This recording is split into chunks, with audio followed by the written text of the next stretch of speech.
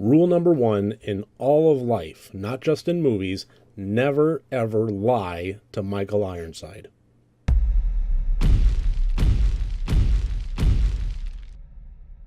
Welcome to Rotted, review of the day. And today we're going to be taking a look at the 2017/18 movie Stillborn. As always, this is a spoiler-free review, and we will be having a spoiler-filled deep dive discussion video accompanying this one, also coming out this day. This movie was really difficult for me, not in terms of watching it, but in terms of critically analyzing it and reviewing it. And as evidenced by that, this is my third attempt at recording this. I have two other recordings that are totally finished, 10-12 minutes long each, in the can, ready to go, and I'm just not satisfied with them. And I've been really having trouble nailing down how I feel about this movie. It is not bad, and the reviews that I want to be able to talk about it critically, and it's difficult to do in a spoiler-free environment. The trappings that I've been finding myself getting into is when I do try to analyze this particular movie critically, it sounds like I'm ragging on it and it's bad, and it's not the impression that I want to give, because it's not a bad movie. It just has a lot of potential to be great and never really fully achieved it. And the best way that I can really put it is that from a production and direction standpoint, it felt lazy. And I'm really going to try and not get any harsher than that. But I am going to be pointing out a lot of inherent problems that I found in the movie, especially in the deep dive, and it's going to stem from, I think, that one statement. So let's just dig right into it. As always, 5 different categories, up to 20 points for each category, for a total possible score of 100 points. And the first category is plot/subtext. The movie opens with a woman giving birth, and we're introduced to the two main characters and their new child. The problem is she was supposed to give birth to twins, and one of them did not survive the delivery. So we now have our 3 characters. Our main character, the protagonist mother, her husband, and the newborn infant. And things start going a little bit haywire while she's also suffering from grieving about the loss of one of the twins. Some potentially supernatural forces seem to be in play in an effort to take her remaining child away. And then the movie sets off from there. The movie does a very good job of character isolation. The problem that I felt with the overall plot is it wasn't terribly engaging, and I think that's a big blow to it. But that would be my biggest issue with it, is it wasn't terribly engaging, and that comes from a whole lot of factors. And I'm going to be really getting a bit nitpicky in the deep dive, but it comes from the direction of the actors, it comes from the writing, it comes from the set direction. Everything about this felt very off-brand, generic version of products. One example, the nursery. They live in a very grand house, a very big, modern house. Way too big for a normal, two-parent and a kid, family. But maybe they'll grow later. But the nursery has 2 cribs and a rocking chair, and that is it. The walls are painted flat green, and and the names of the babies, or the baby and the intended brethren, uh, above the cribs, and that is absolutely it. There's just a sparseness to it that feels like it could have been something great with just more effort. And I don't mean budget. I don't mean effects. I just mean some effort. Uh, a couple more revisions in the screenplay. The director willing to pull some actors aside and give them a bit more direction. Here's what your character might be feeling in this moment. Here's what they know, and here's what they don't know. So portray that.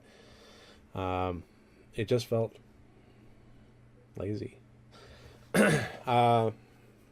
So the as far as the subtext goes, it really wasn't subtext. It was really front and center, and this is where Michael Ironside's character came in as a therapist. The movie brought a strong element of putting a face on the nature of postpartum depression, and in the movie it kind of dealt going further into it with postpartum psychosis, but the overall general theme, I thought, remained on task with postpartum depression. I gave this a 13 out of 20 points. I thought it was, again, okay. It was average, maybe even squeaking into the above average category. It just held back. It could have been something better, and I couldn't give it any higher than that.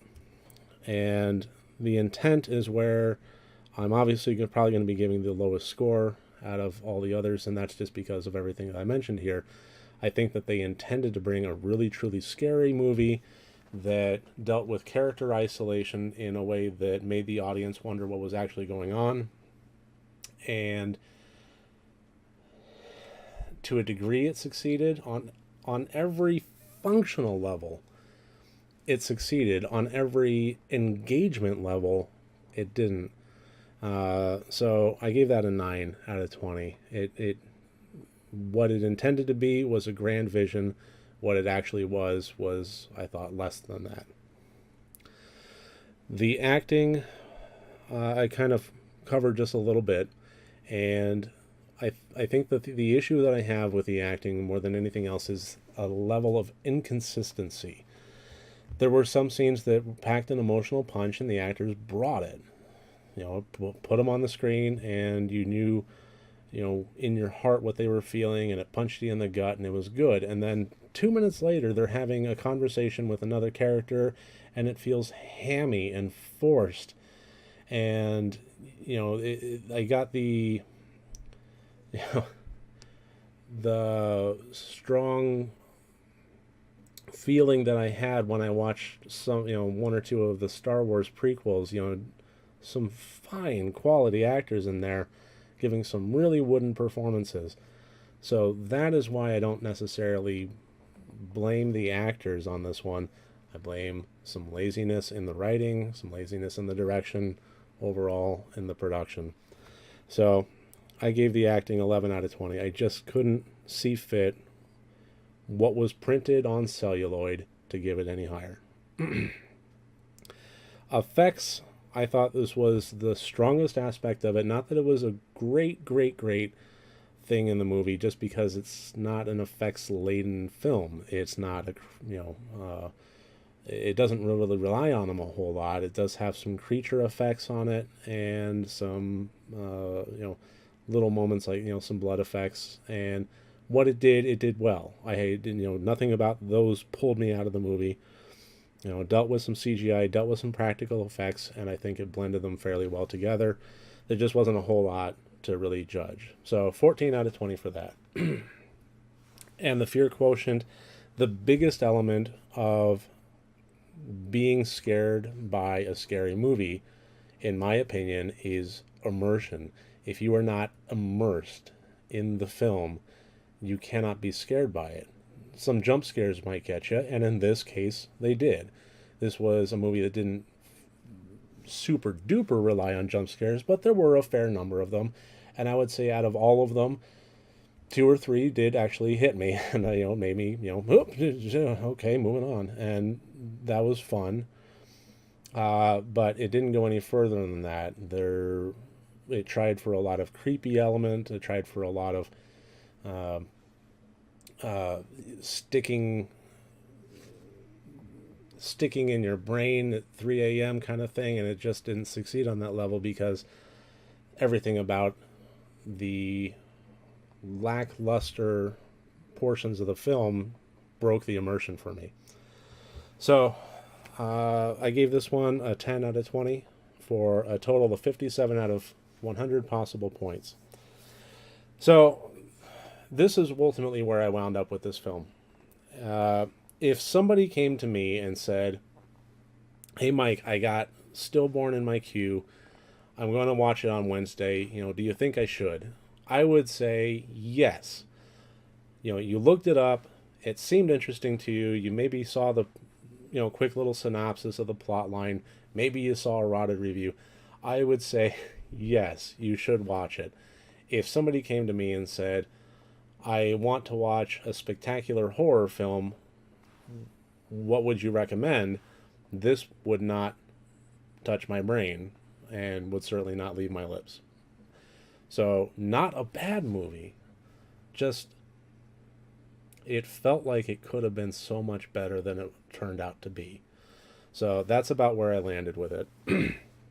Anyway, I am going to get nitpicky, and I do want to discuss a lot of particular elements with it, including some that really did work well, in my opinion, because I do want to be fair. And we'll be discussing all that in the deep dive discussion. So if you've seen the movie, I really do recommend you watch that and leave some comments and engage with me on that. So in the meantime, next time you want to watch a horror movie, first make sure that it's good and rotted.